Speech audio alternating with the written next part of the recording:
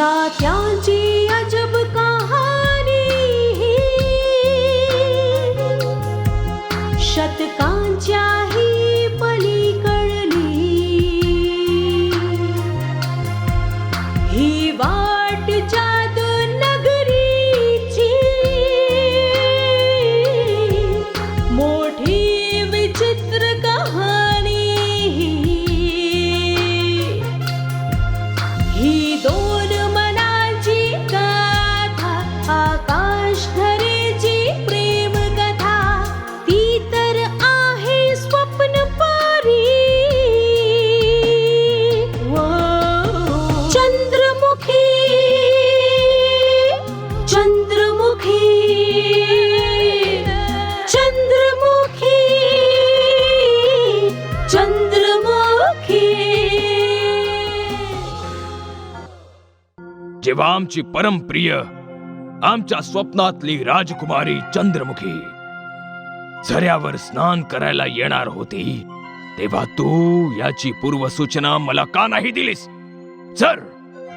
जर तू तिच्या येण्याची पूर्वसूचना आम्हाला दिली असतीस तर आम्ही तिथेच आसपास पाळत ठेवून बसलो असतो आणि आमच्या या नेत्रांनी तिला न्याहाळण्याचा सुखद आनंद प्राप्त केला असता। आता तुम्ही बघतच रहा हुजूर, मी कशा प्रकारे या तीनही देशद्रोहींचा मुखवटा कसा उतरवते। हे तिघही जण रूपनगराच्या महालात जास्त दिवस नाही राहू शकणार आता, कारण यांचं अन्न पाणी आता लवकरच बंद होणार आहे। अशा असत्य गोष्टींवरती विश्वास ठेवणं तुमच्यासारख्या बुद्धिमंतांना शोभत नाही। बुद्धिमान? आपण आम्हाला बुद्धिमान म्हटलं का? रूपनगरातील सर्व लोक आम्हाला मूर्खच समजतात, पण खरंच सांगतो युवराज, तुम्ही खूप चांगले आहात। सरकार, मी भ्रमित किंवा घाबरलो नाहीये, परंतु ह्या क्षणी मी रूपनगराच्या सीमेत असं कुठलंही कार्य करू इच्छित नाही ज्याने तुमच्या आत्मसन्मानाला धक्का पोहोचेल। जर तुम्ही म्हणत असाल तर मी ह्या क्षणी त्या दोघांचं शिर कापून तुमच्या चरणांवर आणून ठेवतो। क्षमा। दोन्ही राज्यांचे होणारे चक्रवर्ती सम्राट भानू प्रताप सिंग, आपल्या होणाऱ्या सेनापतींना क्षमा करा। जर तुम्ही मला आज्ञा दिलीत तर मी दोघांचं शिर कापून तुमच्या चरणांवर अर्पण करीन। नाही, तू आम्हाला प्रसन्न केलंय चोरावर। तू आहेस तर खूप हुशार, परंतु कधी कधी मूर्खासारखा वागतोस। आता एक कार्य कर, तू जाऊन त्या दोघांशी मैत्री कर, जेणेकरून आम्हाला कळू शकेल की त्या दोघांचा इथे येण्याचा उद्देश काय आहे। आता जा आणि एखादी चांगली बातमी आणून तात्काळ आमच्या चरणी समर्पित कर। तू तर माझ्या मनातली इच्छा पूर्ण केलीस मूर्खा। घमंडी, कपटी आणि दुष्ट भानू प्रताप, जर मला अवसर मिळाला तर दुर्गेश्वरीला भडकवून तुझी सर्व हाडे मोडायला लावीन। काय विचार करतोयस? आमच्या दोन राज्यांचा होणारा सेनापती, आता जा आणि जाऊन आपलं कार्य आरंभ कर। तोपर्यंत आम्ही शांतपणे विचार करतो की रूपनगरात प्रवेश कसा करायचा आहे। चाललोय सरकार, चाललोय। या लुटारू दुर्गेश्वरीचं सर्व रहस्य जाणून घेऊन काही वेळातच मी परत येईन, परंतु थोड्या वेळासाठी तुम्हाला तुमची काळजी स्वतःच घ्यावी लागेल। तर मी जाऊ सरकार? जा।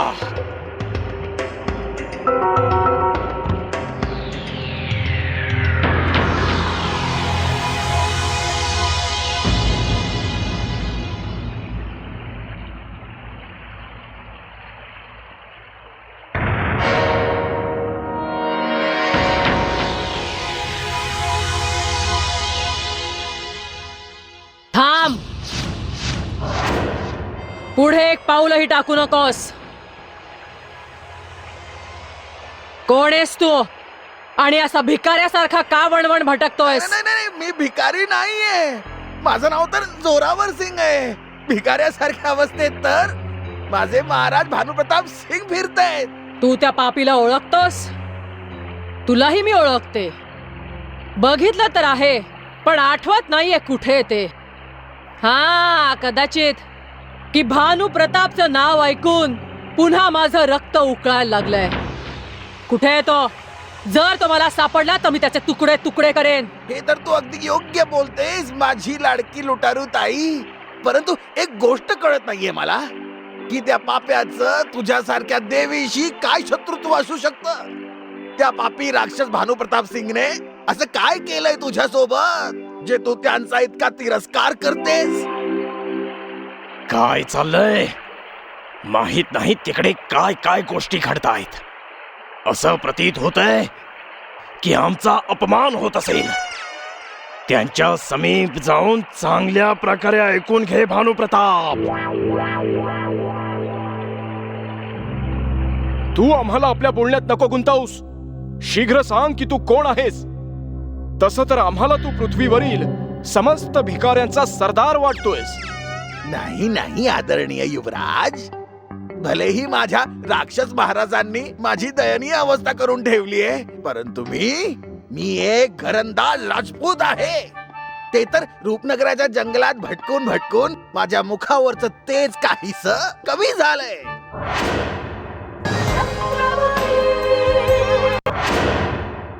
अन्यथा मी एखादा युवराज. मला म्हणायचंय की कुण्या राजा महाराजाच्या पुत्रापेक्षा कमी नाहीये. तू कुणा महाराजांचा पुत्र तर नाही वाटत, अपितू कोणत्या तरी विचित्र पशुचा पुत्र अवश्य वाटतोयस.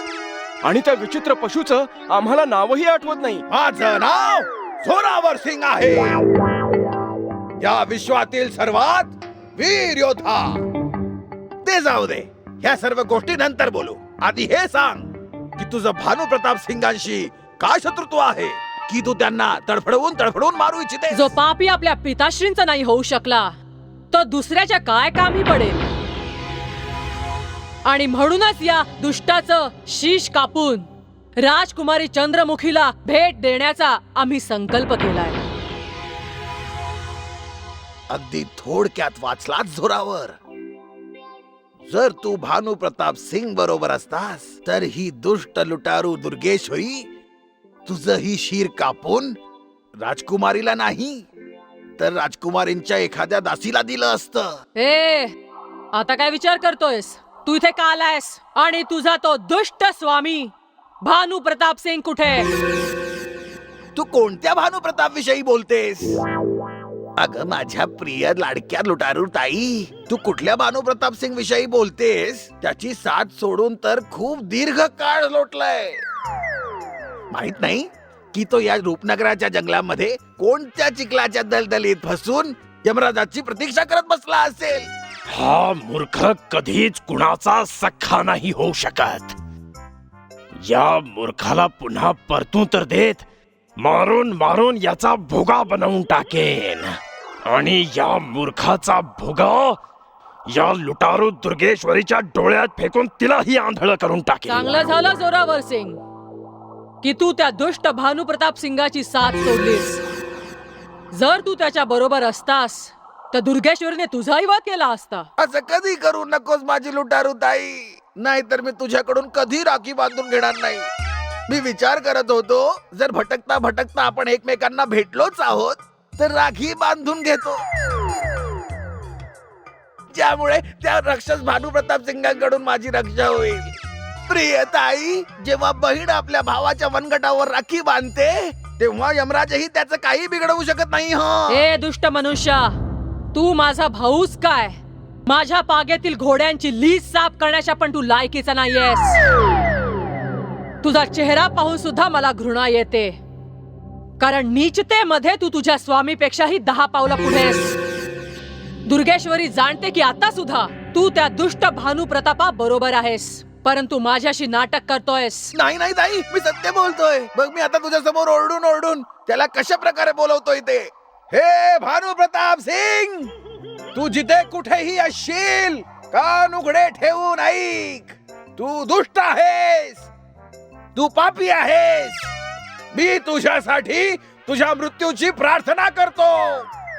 तू जिथे कुठेही राहा, तुला खाण्यासाठी काही ना मिळो, फक्त आणि फक्त उपासमार हो. भूक आणि तहानेने तडफडून मृत्यूला प्राप्त हो. बघितलंस कसं बोललो मी त्याच्याशी? हे सर्व काय चाललंय? बर ताई, आता मी जातो. जर काही चूक झाली असेल तर मला क्षमा कर. मला माहित आहे की तो दुष्ट पापी युवराज भानुप्रताप सिंगचं नाव ऐकून तुझं मन उदास झालंय. आता ह्याचा दोषी तर मीच आहे. जर मी त्या दृष्ट राजकुमार भानुप्रताप सिंगचं नाव तुझ्या समोर काढलं नसतं तर तुझं मन उदास झालं नसतं. मी जातोय ताई. जर मला या रूपनगराच्या जंगलात तो भानुप्रताप सिंग भेटला तर सर्वात आधी मी त्याला गाढवावर बसवेन. त्यानंतर त्याचं मुख काळं करेन. त्यानंतर त्याच्या गळ्यामध्ये जोड्यांचा हार घालेन आणि ठोसे मारून मारून त्याची महाआरती करेन आणि त्याला गाढवावर बसवून रूपनगराच्या बाजारात लटकवेन, जेणेकरून कुठला दुसरा भानुप्रताप जन्म घेण्याचं साहसच नाही करू शको. तू इथून आत्ताच्या आत्ता निघून जा, अन्यथा जर दुर्गेश्वरीला राग आला तर तू इथेच समाप्त होशील. नाही नाही नाही नाही नाही, असं नको करू माझी लुटारू ताई. मी तुला या जन्मातच काय पुढच्या 7 जन्मात सुद्धा दूर दूर व तुझ्या दृष्टीस पडणार नाही. तू तुझा बाण चालवून माझा श्वास थांबवू नको लुटारू ताई. बरं मी येऊ ताई.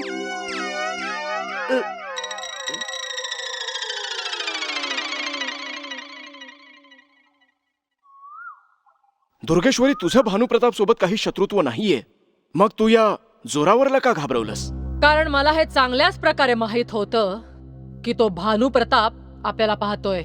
त्या 2 मूर्खांना आपापसात लढवण्यासाठी मी हे नाटक केलं. आता बघा, ते दोघं जेव्हा भेटतील कसे एकमेकांच्या जीवावर उठतील ते. या या या आमच्या 2 राज्यांचे होणारे सेनापती या.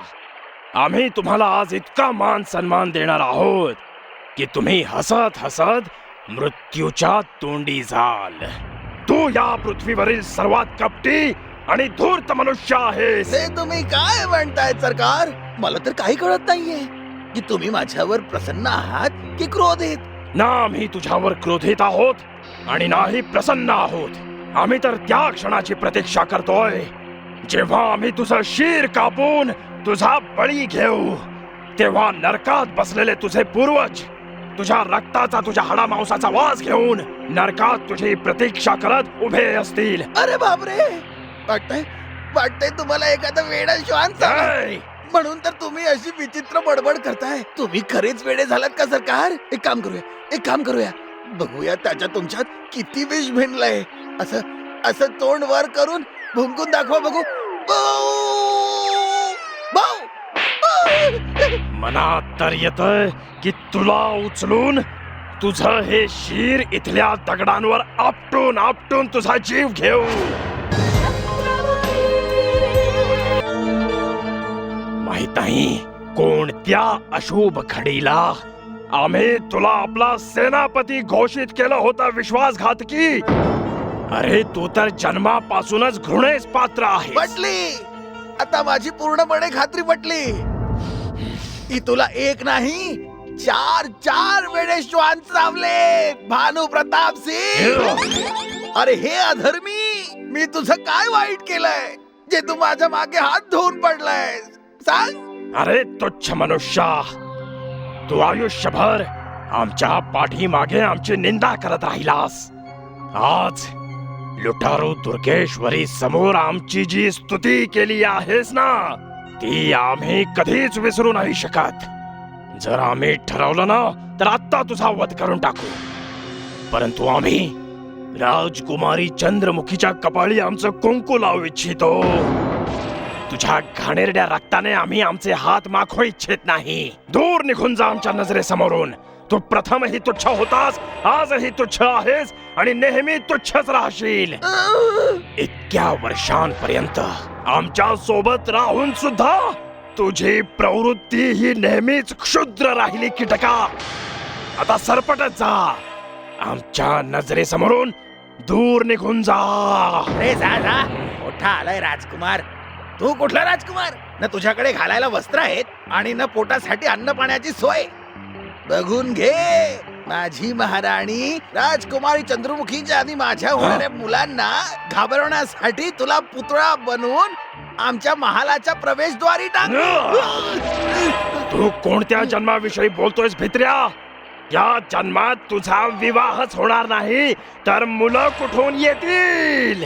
जेव्हा राजकुमारी चंद्रमुखी माझ्या गळ्यात वरमाला घालेल तेव्हा तुला आपोआप कळेल की माझी स्वप्न तुझ्यापेक्षा किती मोठी आहे.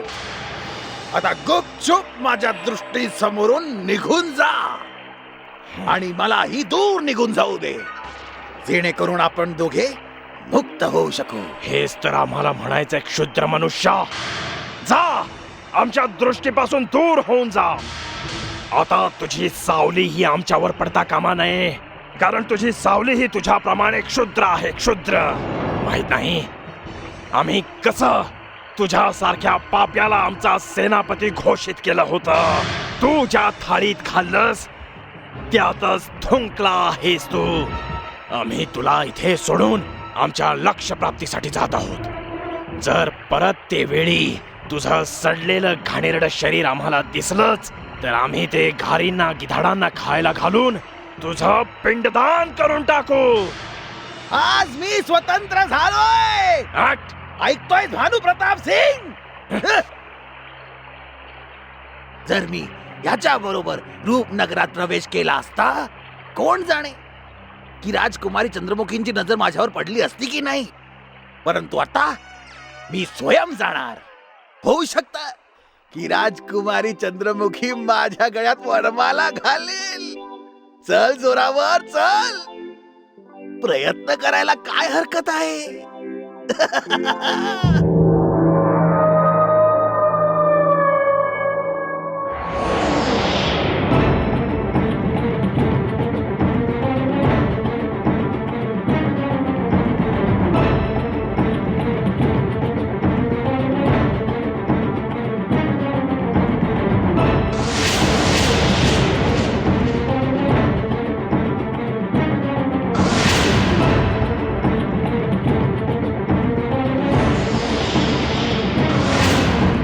थांबा.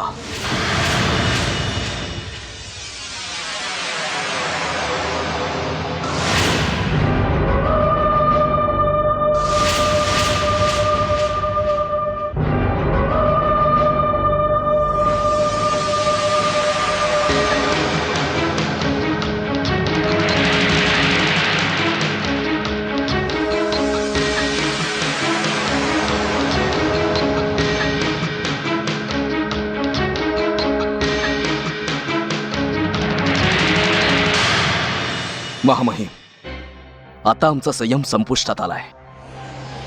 आम्हाला प्रत्येक क्षणी आमचे बंधू विजेंद्र प्रताप सिंगांची आठवण येते. दुर्गेश्वरी आणि त्यांच्यापर्यंत पोहोचण्यासाठी आम्हाला तात्काळ वनराजला भेटावं लागेल. तुम्ही आमची गाठ घालून द्या वनराजशी, कारण त्यांनाच माहिती आहे की या क्षणी ते कुठे आहे. हो हो युवराज, का नाही. महामहिम आपली गाठ आपले मित्र युवराज वनराजांशी नक्कीच घालून देतील. रूपनगरामध्ये राजकुमारी चंद्रमुखींच्या पश्चात यांचाच आदेश चालतो. जर असं असेल तर आमचं कार्य अजूनच सोपं झालं. शीघ्र सांगा, वनराजला भेटायला आम्हाला कुठून कोणत्या मार्गाने जावं लागेल. या विषयावर मी आणि महामहिम आपसात विचारविनिमय करून लवकरात लवकर तिथे पोहोचण्याचा कोणता तरी उपाय तुम्हाला नक्कीच सांगू. तोपर्यंत तुम्ही तुमच्या कक्षामध्ये विश्राम करा. नाही, आम्ही विश्राम कसं करू शकतो? आता तर आमची निद्रा सुद्धा ओढून गेली आहे. तुम्ही कृपया मला या क्षणी तिथे घेऊन जा जिथे वनराजला ठेवण्यात आलाय. जर महामहिमांच्या हातात इतकी शक्ती आहे तर उशीर कशासाठी? जर आमच्या राज्यामध्ये कुण्या राजअतिथीला कोणत्याही प्रकारची सहाय्यता लागली असती तर आम्ही तात्काळ सहाय्य केलं असतं. आम्ही अतिथीची सेवा करणं आमचं प्रथम कर्तव्य समजतो युवराज. म्हणून आता ह्याच वेळी तुमची युवराज वनराजशी भेट घडवून देतो. नागराज, जा आणि अतिथी युवराजांना त्या स्थानावर घेऊन जाण्याची व्यवस्था कर जिथे ते युवराज थांबलेत. महामहिम, तुम्ही हा काय अनर्थ करताय?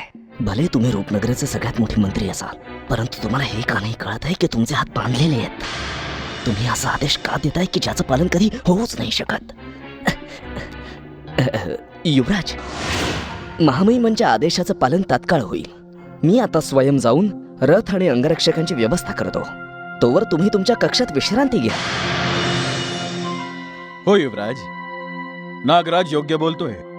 काही काळाच्या प्रतीक्षेनंतर शीघ्रच आपली वनराजची भेट होईल.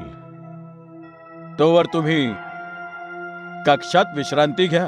ठीक आहे, परंतु काहीही हो, आज आम्ही वनराजला अवश्य भेटू. आणि ते रहस्यही उलगडेल की जेव्हा ते दुर्गेश्वरी आणि विजेंद्र प्रताप सिंग बरोबर रूपनगराकडे येत होते तेव्हा ते दोघे कुठे गायब झाले आणि वनराज एकटेच कसे रूपनगरात पोहोचले. तुमचे खूप खूप धन्यवाद महामहिम. आम्ही आमच्या राज्यात गेल्यावर तुमच्या कार्याची प्रशंसा नक्कीच करू आणि आमच्या एखाद्या महानगराचं नाव तुमच्या नावावरून ठेवू. धन्यवाद युवराज. तुमच्या राज्यात पोहोचल्यानंतर उजाडलेल्या छोट्या मोठ्या गावाचं नाव आमच्या नागराजच्या नावावर ठेवा. आता तुम्ही विश्रांती घ्या. मी तुमच्या यात्रेचा प्रबंध करण्यासाठी नागराजची सहाय्यता करतो. प्रणाम.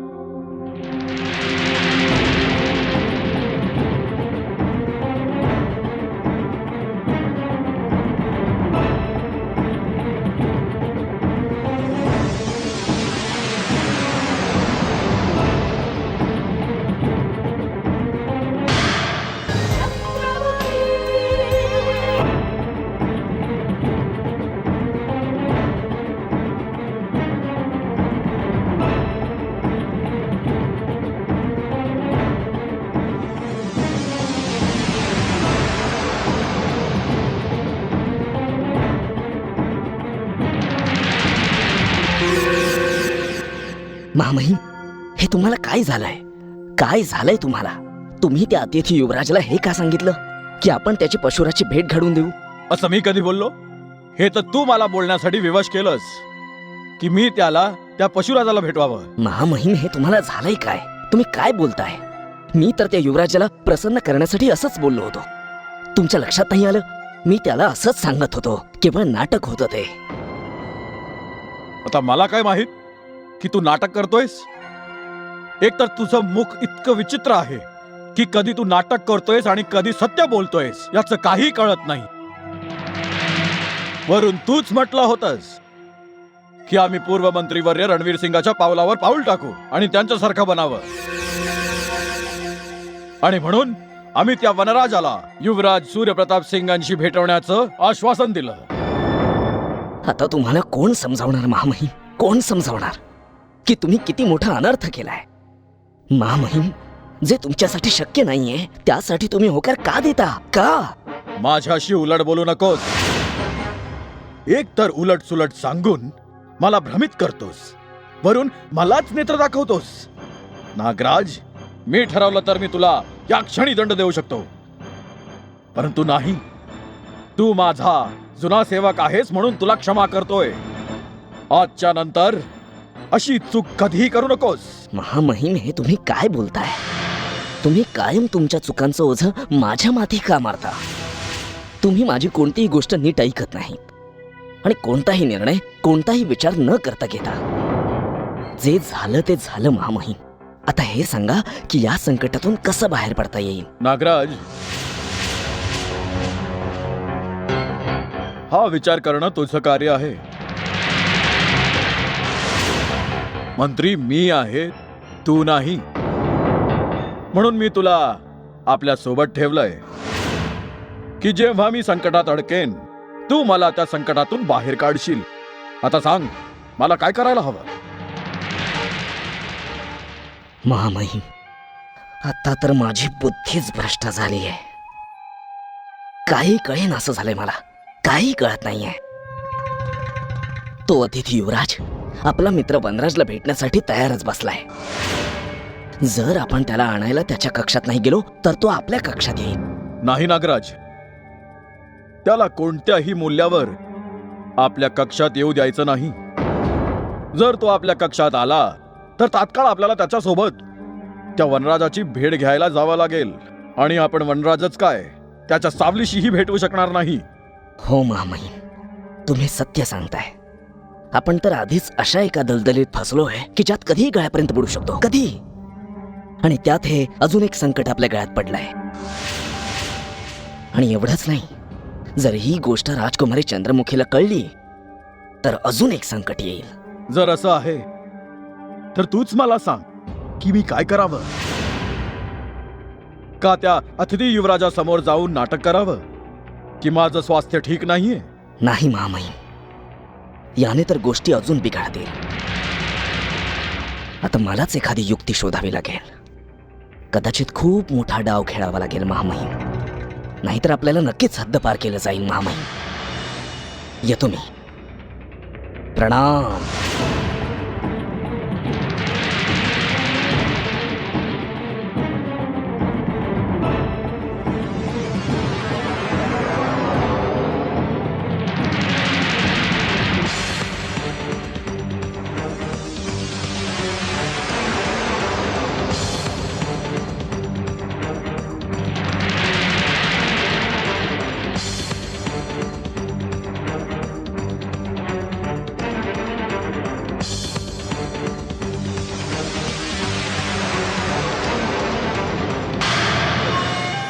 ही तरुणी कोण आहे?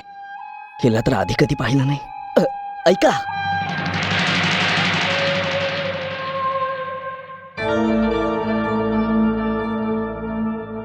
तुम्ही या महालात नवीन दिसताय.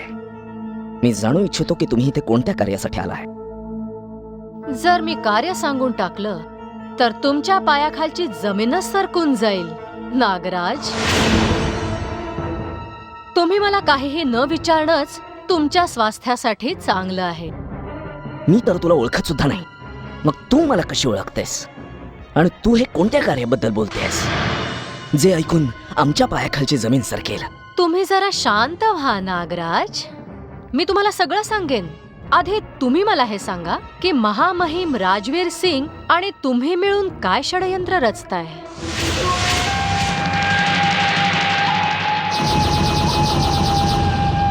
षडयंत्र?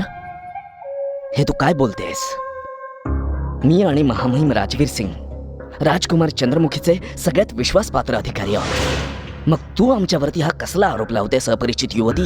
माझं नाव महामाया आहे आणि महामाया कोणावरच खोटा आरोप नाही लावत. मला महामहिम राजवीर सिंग आणि तुमच्यावर नजर ठेवण्यासाठी राजकुमारी चंद्रमुखीने नियुक्त केलं, कारण त्यांना आणि सेनाप्रमुख महेंद्र सिंग यांना तुम्हा दोघांवर राजद्रोह करण्याचा संदेह आहे. नाही, हे असत्य आहे, असत्य आहे. अवश्य आमच्या कोणी शत्रूने आमच्या विरुद्ध राजकुमारी चंद्रमुखी आणि महेंद्र सिंगांचे कान भरले. ते दोघं इतक्या हलक्या कानाचे नाहीयेत की कुठल्याही गोष्टीवरती विश्वास ठेवतील. तुम्ही सत्याला जास्त दिवस लपवून नाही ठेवू शकत. जर तुम्ही आणि महामहिम राजवीर सिंग अशाच प्रकारे षडयंत्र रचत राहिलात तर तुम्हा दोघांचं पतन अवश्य होईल. काय? आम्हा दोघांचं पतन निश्चित आहे.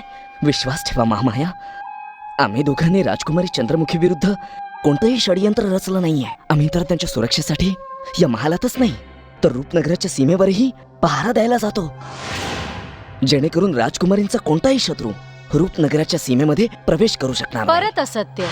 तुम्ही का एक असत्य लपवण्यासाठी 1000 असत्य बोलताय नागराज? तुम्ही आणि महामहिम राजवीर सिंग रूपनगराच्या सीमेवर पहारा देण्यासाठी नाही परंतु षडयंत्र रचण्यासाठी जाता. जर आज्ञा असेल तर सांगू का की आतापर्यंत तुम्ही काय काय केलंय ते? बोला, आम्ही काय केलंय? रूपनगराच्या सीमेबाहेर चाललेली तुमच्या दोघांची सगळी कारस्थानं महामायेला चांगलीच माहिती आहेत. तुम्हाला राजकुमारी चंद्रमुखीने पूर्व मंत्री रणवीर सिंग आणि त्यांचे बंधू परमवीर सिंग यांना बंदी बनवण्याचा आदेश दिला होता, परंतु आतापर्यंत तुम्ही त्या आदेशाचं पालन नाही केलंय. आम्ही त्यांना बंदी बनवण्याचा पूर्ण प्रयत्न केला महामाया, पूर्ण प्रयत्न. परंतु पूर्व मंत्रीवर्य रणवीर सिंग घायल असल्यामुळे आम्ही विवश आहोत. तुमच्या विवशतेशी राजकुमारी चंद्रमुखीला काहीच देणं घेणं नाहीये. जर तुम्ही दोघं अशाच प्रकारे तुमच्या कर्तव्यापासून दूर राहिलात तर एक दिवस तुम्हाला पश्चाताप होईल. नाही, इतकंच नाही, जर मी राजकुमारी चंद्रमुखी यांच्या समोर तुम्हा दोघांचं सत्य सांगून टाकलं तर तुम्हा दोघांना खूप मोठा दंड होईल. म्हणूनच तुम्हा दोघांना तुमची षडयंत्र बंद केली पाहिजे आणि तत्काळ तुम्हाला राजकुमारी चंद्रमुखीच्या आज्ञेचं पालन करून परमवीर सिंग आणि त्यांचे बंधू रणवीर सिंग दोघांनाही कारागृहात डांबायला हवं. आणि जर तुम्ही माझं हे नाही ऐकलत तर आयुष्यभर तुम्हाला कारागृहामध्ये अश्रू ढाळत बसावं लागेल. ही मी तुम्हाला चेतावणी देतेय. निघते. स्वतःची आणि आपल्या महामहिमांची काळजी घ्या.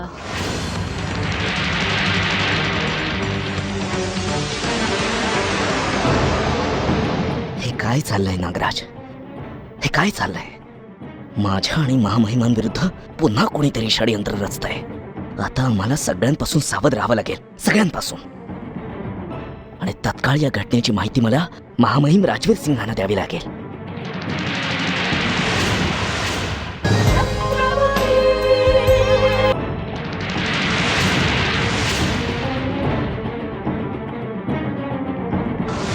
महामहिम, महामहिम, महामहिम, महामहिम, महामहिम. काय झालं नागराज? तू अचानक परत कसा आलास? आणि तू असा घाबरला का आहेस? काय तो अतिथी युवराज मला शोधत इथवर तर नाही आला, ज्याला मी त्या पशुराजला भेटवण्याचं वचन दिलं होतं? महामहिम, जर तो अतिथी युवराज इथे आला असता तर मी त्याच्याशी सहजतेने 2 हात केले असते.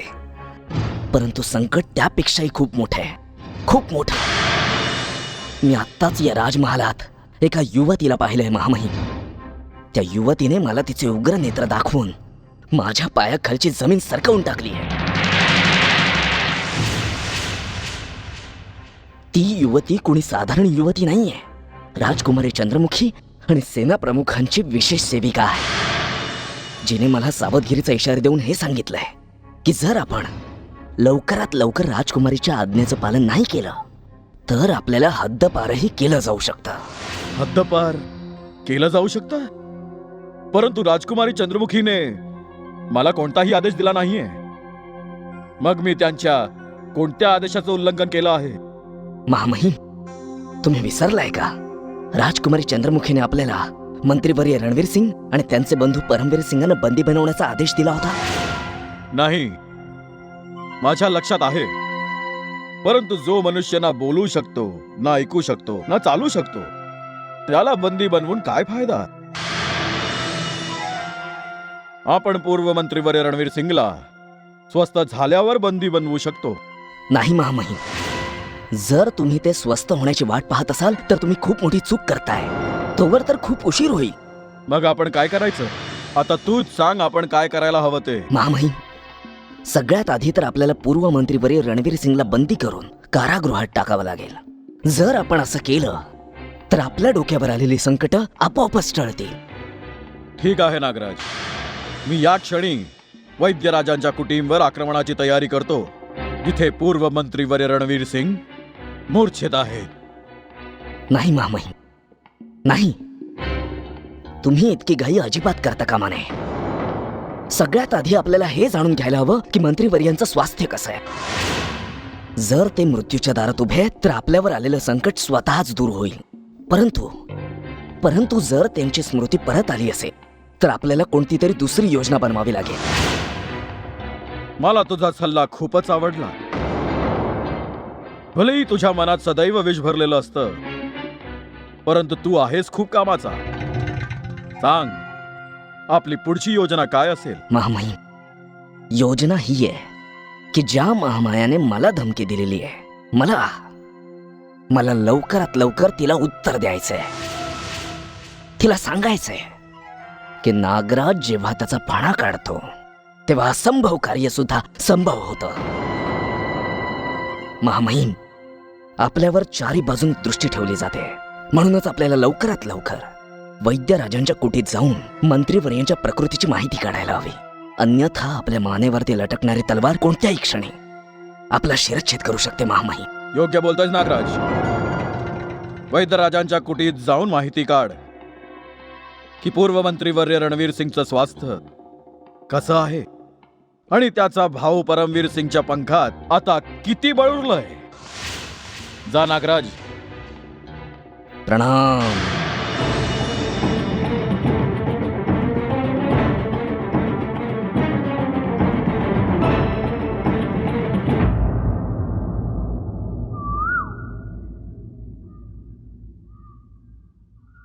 दादाशिवाय मला असं वाटतंय जणू कोणी माझे हात कापून टाकलेत.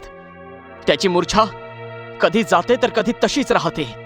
मला केवळ एका प्रश्नाचं उत्तर द्या वैद्यराज, शेवटी दादाची स्मृती कधी परत येईल? शांत रहा परमवीर, शांत रहा. वैद्यराज आपला दिवस रात्र एक करून माझ्या रणवीरची स्मृती परत येण्यासाठी प्रयत्न करतायत. परंतु माझ्या दुर्भाग्याने माझी साथ अजून सोडली नाहीये. आज नाही तर उद्या आमच्या मंत्रीवर्यांची स्मृती नक्कीच परत येईल.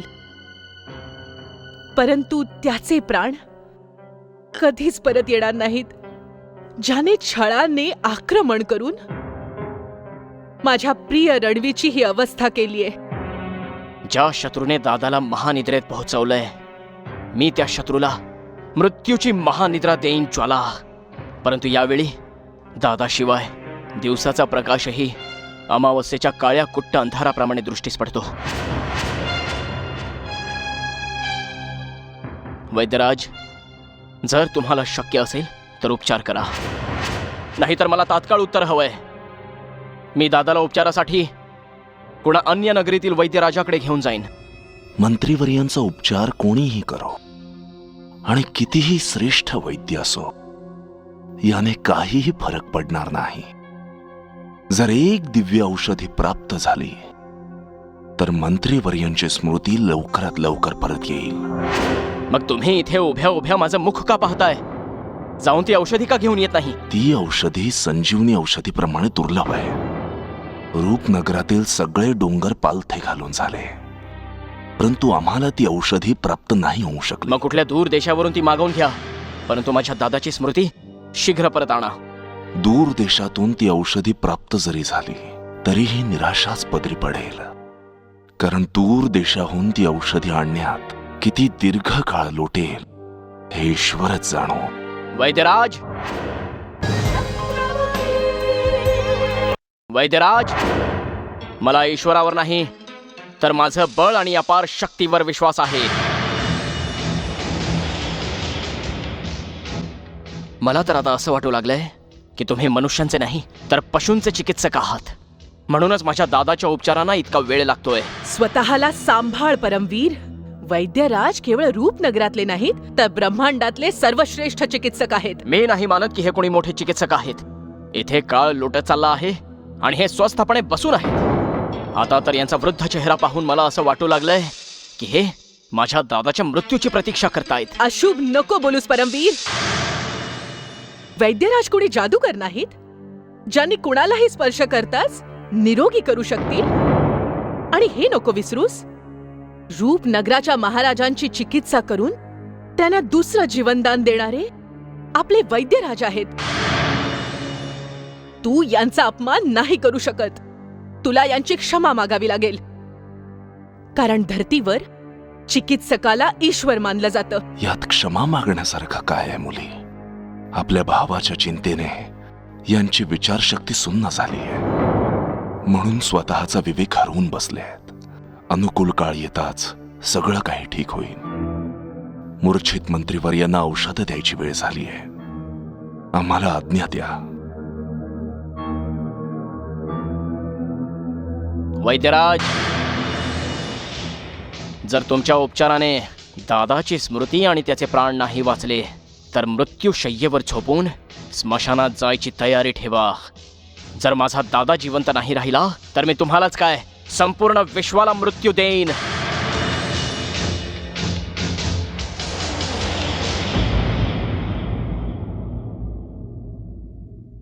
स्वतःला सांभाळ परमवीर.